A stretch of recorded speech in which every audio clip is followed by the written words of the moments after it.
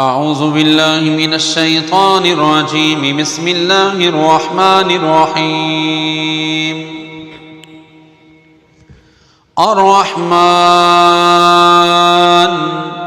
علم القرآن خلق الإنسان علمه البيان الشمس والقمر بحسبان والنجم والشجر يسجدان والسماء رفعها ووضع الميزان ألا تطغوا في الميزان وأقيموا الوزن بالقسط ولا تخسروا الميزان والأرض وضعها للأنام فيها فاكهة والنخل ذات الأكمام والحب ذو العصف والريحان فبأي آلاء ربكما تكذبان خلق الإنسان من صلصال كالفخار وخلق الجن من مارج من نار فبأي آلاء ربكما تكذبان رب المشرقين ورب المغربين فبأي آلاء ربكما تكذبان مرج البحرين يلتقيان بينهما برزخ لا يبغيان فبأي آلاء ربكما تكذبان يخرج منهما اللؤلؤ والمرجان فبأي آلاء ربكما تكذبان وله الجوار المنشآت في البحر كالأعلام فبأي آلاء ربكما تكذبان كل من عليها فان ويبقى وجه ربك ذو الجلال والإكرام فبأي آلاء ربكما تكذبان يسأله ما في السماوات والأرض كل يوم هو في شأن فبأي آلاء ربكما تكذبان سنفرغ لكم أيها الثقلان فبأي آلاء ربكما تكذبان يا معشر الجن والإنس إن استطعتم أن تنفذوا من أقطار السماوات والأرض فانفذوا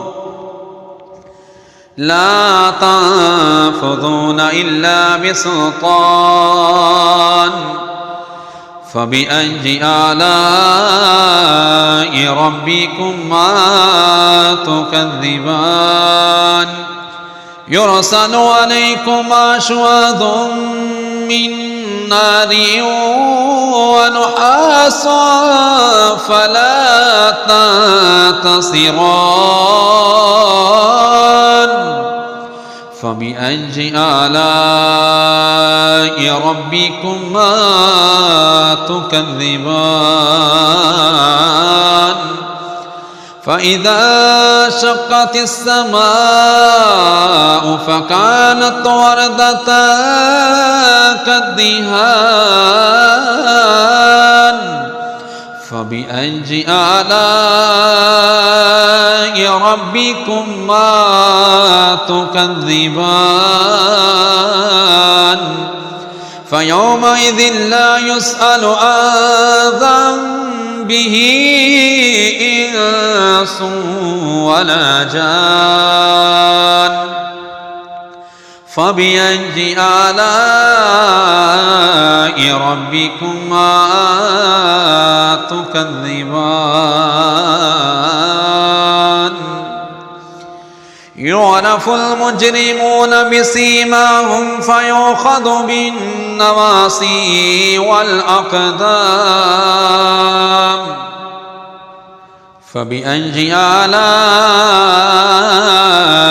ربكما تكذبان هذه جهنم التي يكذب بها المجرمون يطوفون بينها وبين حميم آن فبأي آلاء ربكما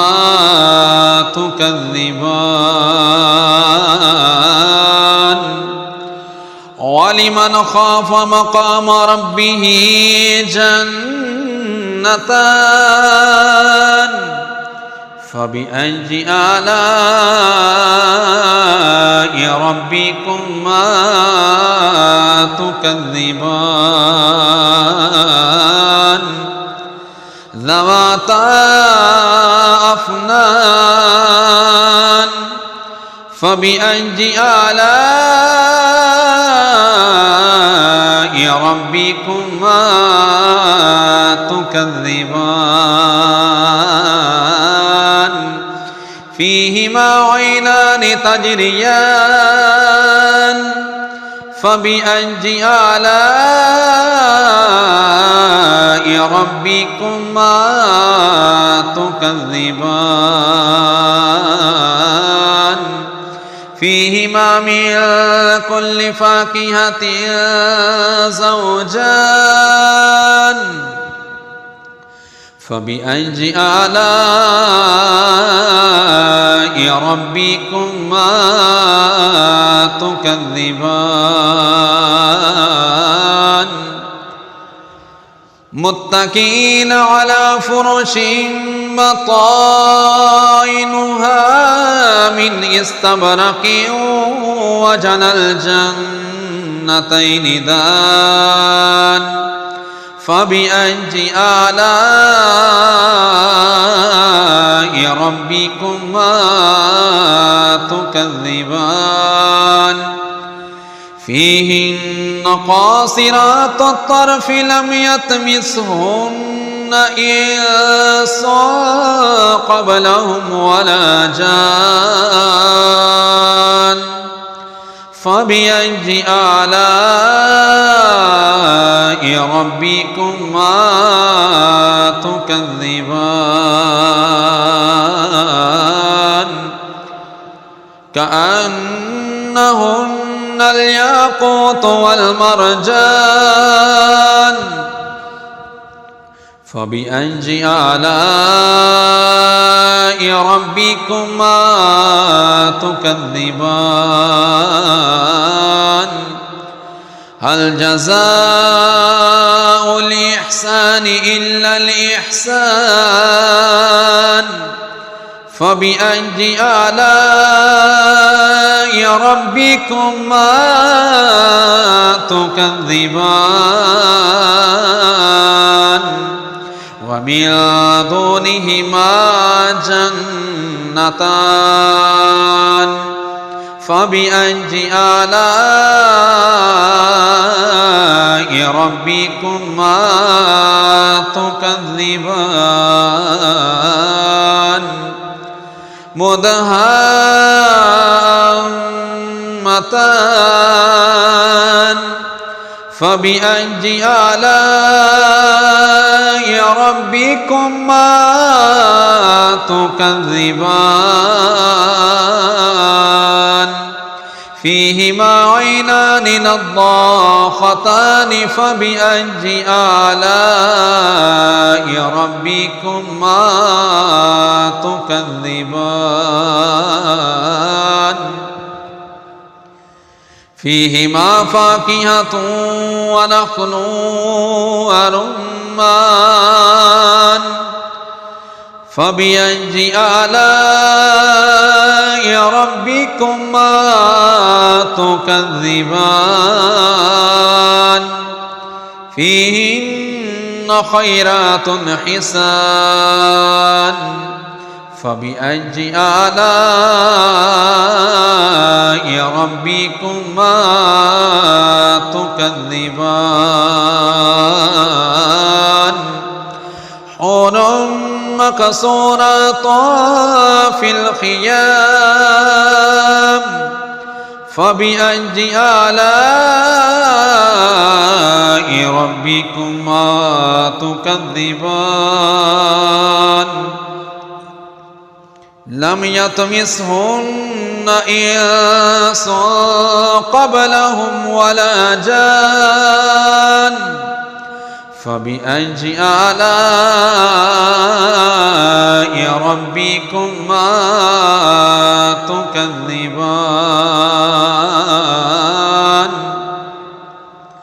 متكئين على رفرف خضر وعبقري حسان فبأي آلاء ربكما تكذبان تبارك اسم ربك ذي الجلال والإكرام